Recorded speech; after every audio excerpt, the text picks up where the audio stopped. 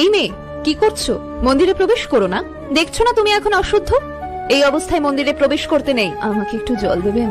খুব কষ্ট হচ্ছে, পেটে যন্ত্রণা করছে। অন্য কোথাও গিয়ে জল চেয়ে নাও, মন্দিরে প্রবেশ করো না। তোমার শরীর এখন শুদ্ধ নয়, অপবিত্র। এসব কি বলছে? যেই সতীচ্ছেদ হতে সমস্ত বিশ্ব সংসার সৃষ্টি, যেই অঙ্গ প্রত্যেক নারীর গর্ব হওয়া উচিত, যে ঋতুস্রাব একটি মেয়ের মাতৃত্বের স্বাদ পাওয়াকে চিহ্নিত করে, তা কি করে অপবিত্র অশুচি হতে পারে? তর্ক করো না, মন্দির পরিত্যাগ করো এই মুহূর্তে। তাহলে তো এই মন্দিরে যেই দেবী মায়ের প্রতিষ্ঠান, তিনিও অপবিত্র।